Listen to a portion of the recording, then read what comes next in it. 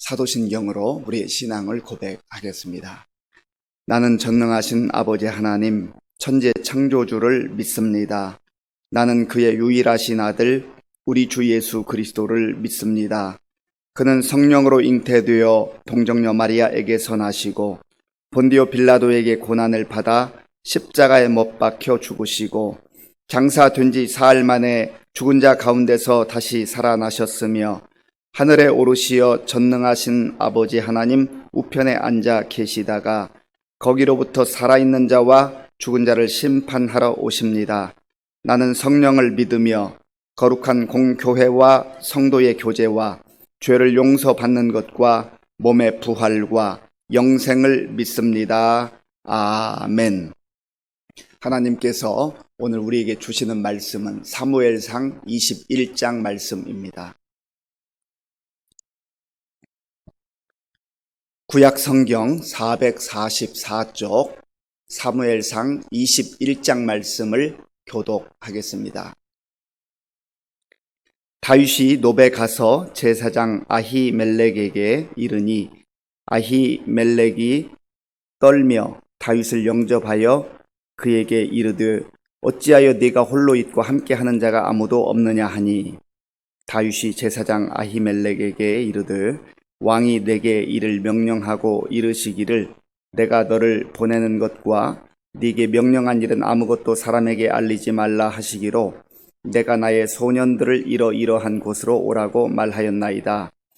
이제 당신의 수중에 무엇이 있나이까? 떡 5덩이나 무엇이나 있는 대로 내 손에 주소서 하니 제사장이 다윗에게 이르되 보통 떡은 내 수중에 없거늘 거룩한 떡은 있나니 그 소년들이 여자를 가까이만 하지 아니하였으면 주리라 하는지라. 다윗이 제사장에게 대답하여 이르되 우리가 참으로 3일 동안이나 여자를 가까이 하지 아니하였나이다. 내가 떠난 길이 보통 여행이라도 소년들의 그릇이 성결하겠거든 하물며 오늘 그들의 그릇이 성결하지 아니하겠나이까 하매 제사장이 그 거룩한 떡을 주었으니 거기는 진설병 곧 여호와 앞에서 물려낸 떡밖에 없었음이라. 이 떡은 더운 떡을 드리는 날에 물려낸 것이더라. 그날에 사울의 신하 한 사람이 여호와 앞에 머물러 있었는데 그는 도액이라 이름하는 에돔 사람이요 사울의 목자장이었더라. 다윗이 아히멜렉에게 이르되 여기 당신의 수중에 창이나 칼이 없나이까? 왕의 일이 급함으로 내가 내 칼과 무기를 가지지 못하였나이다 하니 제사장이 이르되 네가 엘라 골짜기에서 죽인 블레셋 사람 골리앗의 칼이 보자기에 쌓여 에봇 뒤에 있으니 네가 그것을 가지려거든 가지라. 여기는 그것밖에 다른 것이 없느니라 하는지라. 다윗이 이르되 그 같은 것이 또 없나니 내게 주소서 하더라. 그날에 다윗이 사울을 두려워하여 일어나 도망하여 가드 왕 아기스에게로 가니 아기스의 신하들이 아기스에게 말하되 이는 그 땅의 왕 다윗이 아니니까 무리가 춤추며 이 사람의 일을 노래하여 이르되 사울이 죽인 자는 천천히요 다윗은 만만이로다 하지 아니하였나이까 한지라. 다윗이 이 말을 그의 마음에 두고 가드 왕 아기스를 심히 두려워하여 그들 앞에서 그의 행동을 변하여 미친 채하고 대문짝에 그적거리며 침을 수염에 흘리매 아기스가 그의 신하에게 이르되 너희도 보거니와 이 사람이 미치광이로다. 어찌하여 그를 내게로 데려왔느냐? 내게 미치광이가 부족하여서 너희가 이 자를 데려다가 내 앞에서 미친 짓을 하게 하느냐? 이 자가 어찌 내 집에 들어오겠느냐 하니라. 아멘. 사울의 위협으로 인하여서 다윗은 이제 도망자의 신세가 되었습니다. 사실 가만히 생각해 보면 다윗은 억울하기 짝이 없는 것 같습니다. 아버지의 명령을 따라서 들판에서 양을 치고 있을 때에 하나님께서 이새의 집에 사무엘 선지자를 보내셔서 그의 자녀들을 불러 모으게 하셨고 그 가운데 막내였던 들판에 있었던 다윗에게 차기 이스라엘 왕이 될 것이라고 하는 의미에서 기름을 부어 주셨습니다. 그리고 이 다윗은 블레셋과의 그 전쟁터에서 참으로 약관의 소년에 불과했지만 하나님께서 주시는 지혜와 용맹을 통하여서 또 만군의 여호와의 이름을 가지고 나아가 골리앗과 맞서 싸우는 가운데에 엄청난 승리를 하기도 했습니다. 그래서 그의 앞길이 정말로 잘 풀리는 것 같고 승승장구하는 것만 같았습니다. 그런데 사람의 일이라는 게 그렇게 꼭 순탄한 길만 있는 것은 아니지요. 우리의 인생도 마찬가지입니다만은 성경 전체를 읽어보아도 하나님의 사람으로 쓰임받았던 사람들이 그저 순탄한 길만 걸었던 사람은 한 사람도 없는 것 같습니다. 모두 다 하나님 앞에 귀하게 쓰임 받을수록 어찌 보면 쓰임 받기까지 연단 받고 훈련 받고 많은 역경의 시간들을 겪었던 것을 보게 됩니다. 요셉도 그랬잖아요. 요셉이 무슨 큰 잘못을 해서 노예로 팔려가거나 또 감옥에 들어가거나 했던 것 아니지 않습니까? 정말 하나님의 말씀대로 살기를 열망해서 하나님의 뜻을 따라서 거룩한 삶을 살기 위해서 애썼던 것뿐인데 그에게 찾아온 결과라고 하는 것은 감옥에 떨어지는 그러한 비참한 결과였습니다. 그런 과정들을 통하여서 하나님의 깊으신 섭리와 뜻을 배우게 되고 또 그 마음도 견고해지고 고난을 이겨나가는 법을 배우면서 점점점 하나님의 사람으로 그렇게 훈련되어져 갔던 것 아닙니까? 다윗도 마찬가지죠. 다윗도 정말 그 처음 장면을 보면 그의 앞길이 누구보다 환하게 펼쳐지는 것 같았지만 이제 끊임없이 도망자의 신세로 언제 죽을지 모르는 그런 생명의 위협을 겪으면서 지냈다고 하는 겁니다. 저와 여러분들도 그렇습니다. 우리가 살다 보면 하나님 말씀대로 순종하고 내가 정말 예배드리기를 위해서 애쓰고 또 말씀을 붙들고 또 시간을 쪼개어 기도하고 하나님 뜻에 따라서 살려고 그렇게 애쓰는데 내 앞길이 활짝 열리기보다는 마치 요셉이 어려움을 겪는 것처럼 또 이 다윗이 어려움을 겪는 것처럼 그러한 시간들을 보낼 때가 있다는 겁니다. 그럴 때마다 참 이해가 되지 않고 또 때로는 분통이 터지기도 하고 억울하기도 하지만 아하, 하나님께서 나를 하나님의 사람으로 만들어 가시나 보다.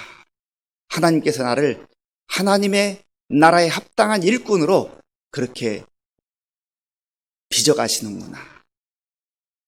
그 믿음을 가지고 묵묵히 인내하면 하나님께서 하나님의 때가 될 때 또 귀한 그릇으로 사용해 주실 줄로 믿습니다. 소망 없이 하나님의 약속 없이 견뎌야 한다면요, 그것만큼 힘든 게 없습니다. 그러면 그 과정이 너무 고통스러워요. 힘들어요. 그러나 똑같이 힘든 상황이고 똑같이 힘든 그 시간들을 보내야 되지만 하나님께서 나를 여전히 사랑하시고 이 과정을 잘 통과하면 하나님께서 귀한 사람들을 사용해 주셨던 것처럼 나도 그렇게 하나님의 사람으로 빚어주시고 사용해 주시겠지. 하나님의 뜻이 있겠지. 하나님의 섭리가 있겠지. 그 약속을 붙드는 게 중요하다는 겁니다.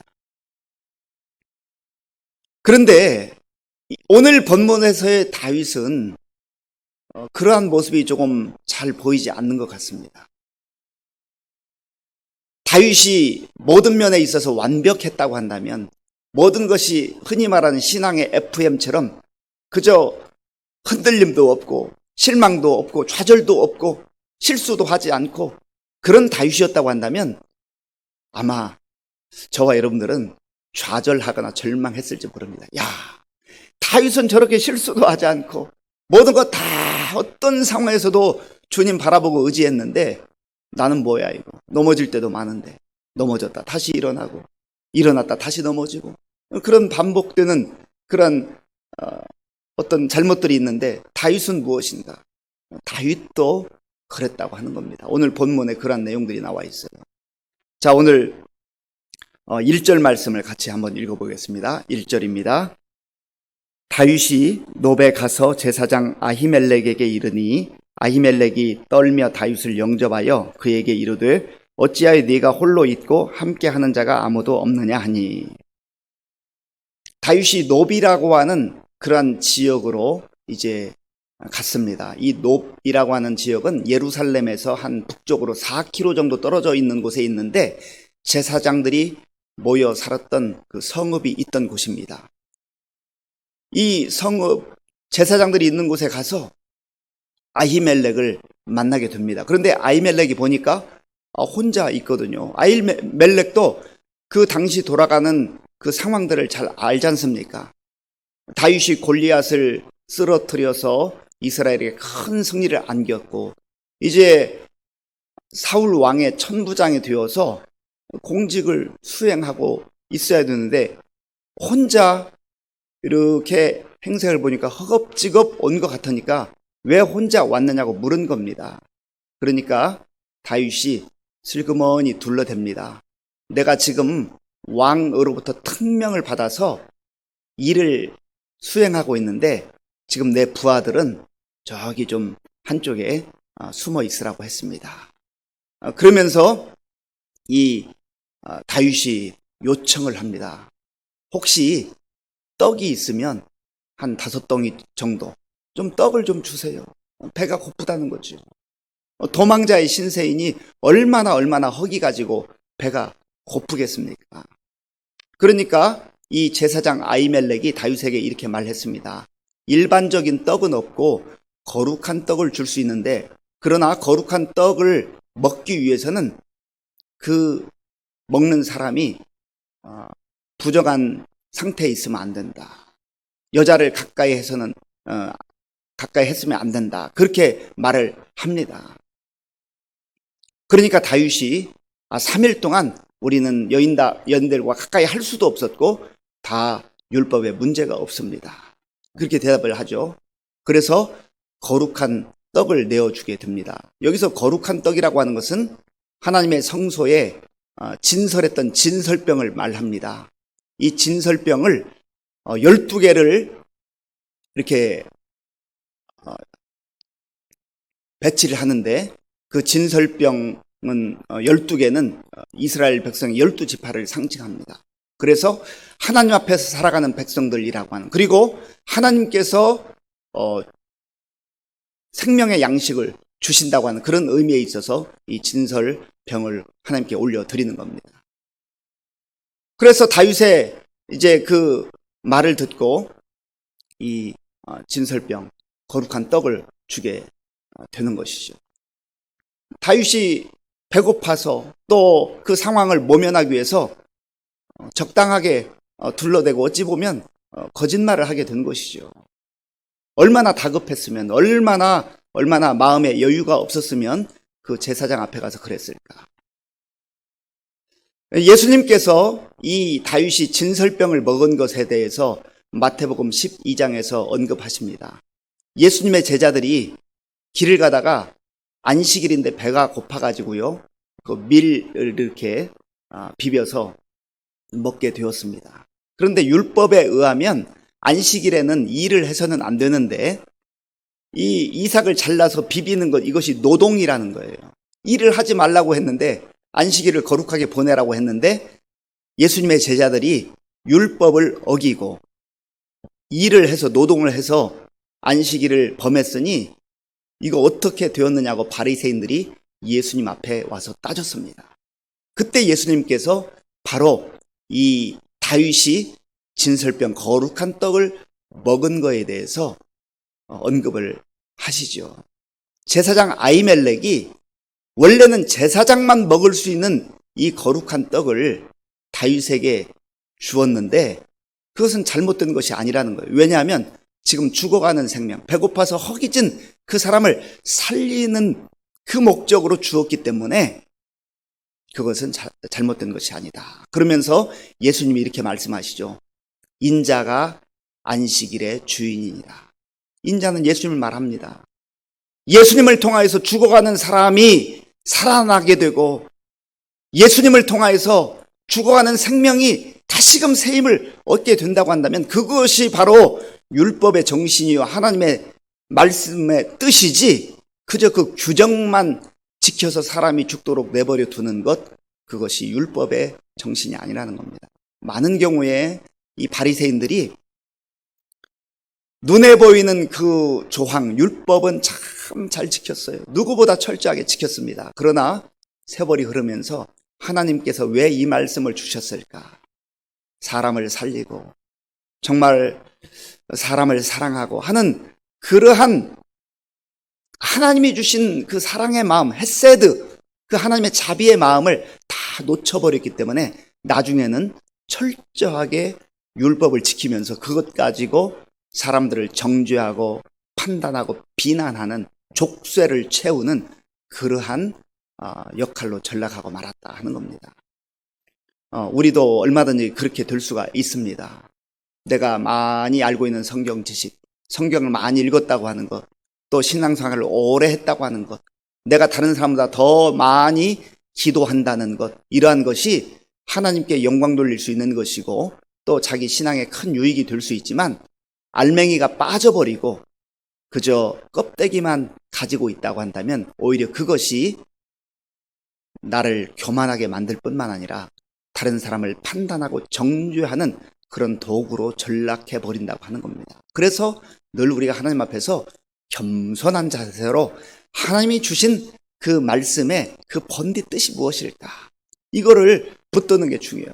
말씀마다 하나님께서는 죄를 미워하고 사람을 살리고 사람을 사랑하는 그 말씀을 성경을 통해서, 율법을 통해서 주신 거거든요. 아히멜렉이 바로 제사장으로서 사람 살리기 위해서 원래는 제사장만 먹어야 되는 그 떡을 나누어 주었다고 하는 겁니다.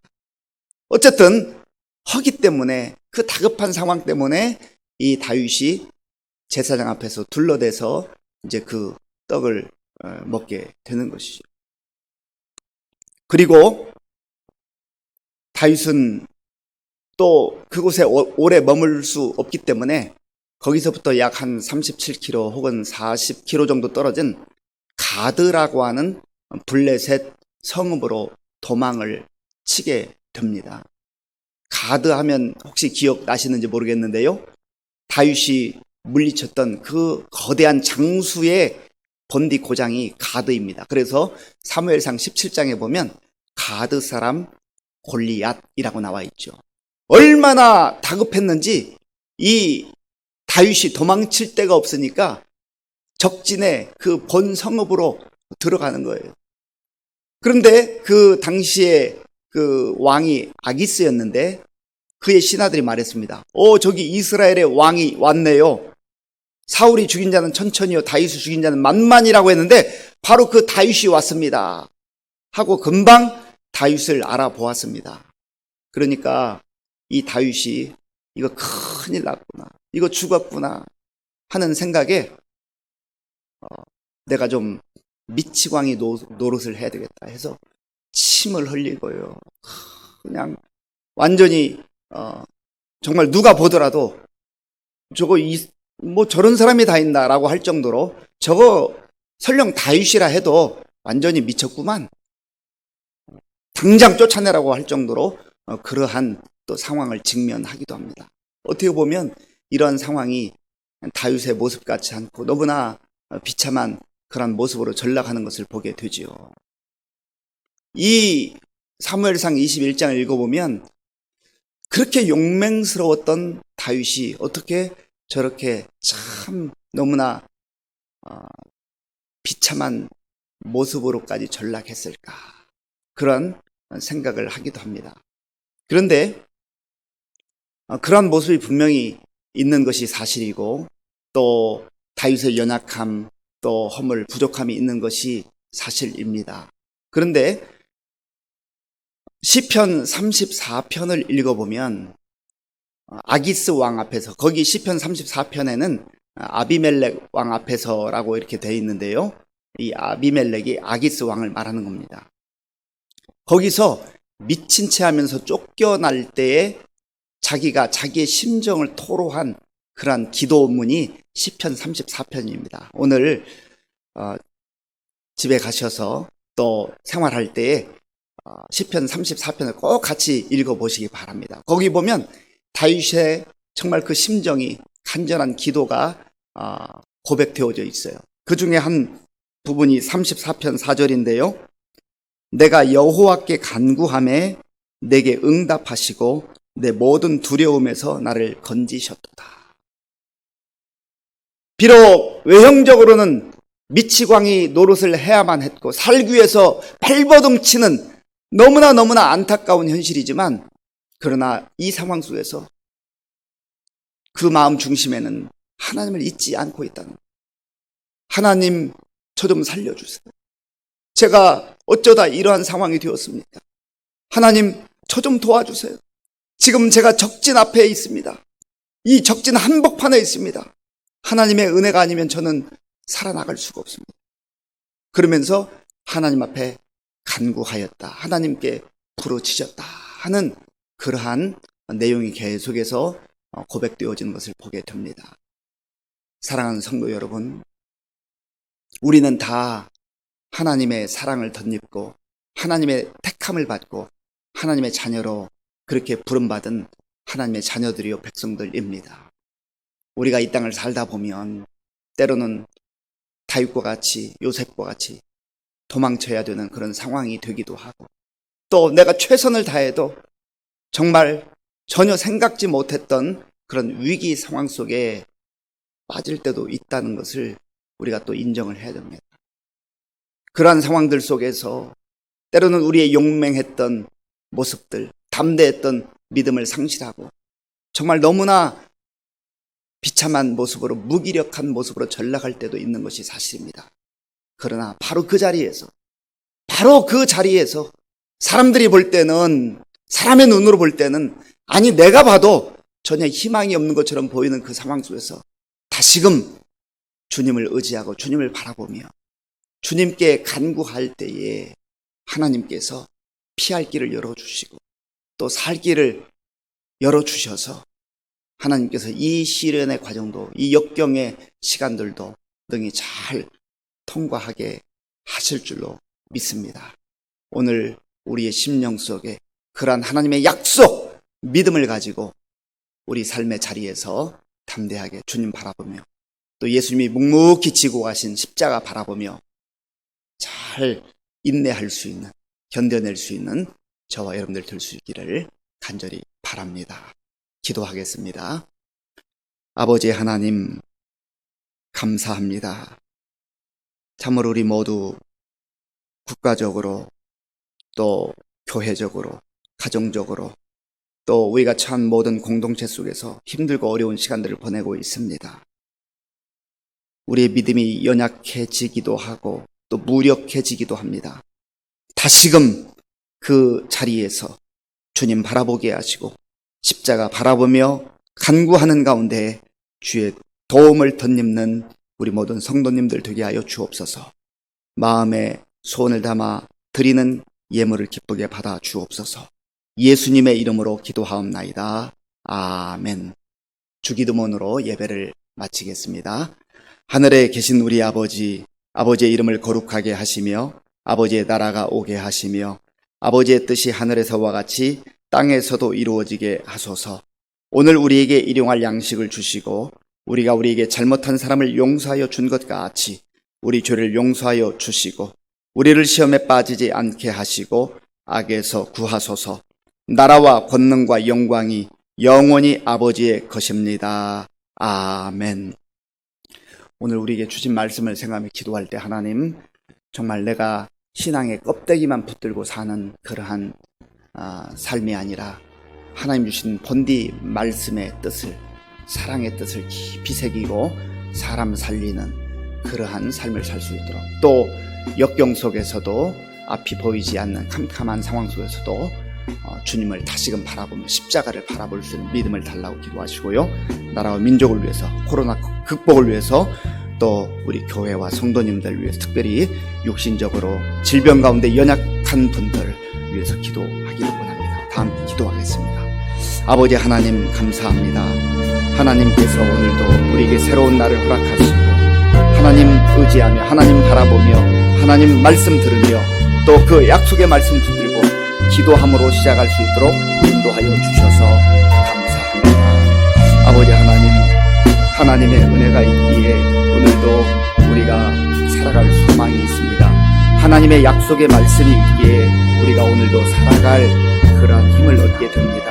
아버지 하나님, 원하옵기는 오늘 우리가 사는 날 동안에 하나님의 말씀을 붙들고 내 영이 살아나게 하시고 내 영이 회복되게 도와주시고 믿음이 견고히 세워지는 그러한 은혜를 허락하여 주시옵소서. 하나님 아버지여, 우리의 삶 속에 주신 말씀을 따라서 살되 아버지 하나님의 생명을 살리며 다른 사람을 살리며 하나님께서 우리에게 주신 약속의 말씀 가운데 정말 생명에 깊이 아버지 관심을 가지고 살리는 일에 우리가 쓰임받을 수 있도록 주님 도와주시고 인도하여 주시옵소서. 아버지 하나님, 다윗이 참으로 도망자가 되어서 너무나도 처절하고 너무나 안타까운 그런 상황에 직면해서 때로는 거짓을 말하기도 하고 둘러대기도 했습니다.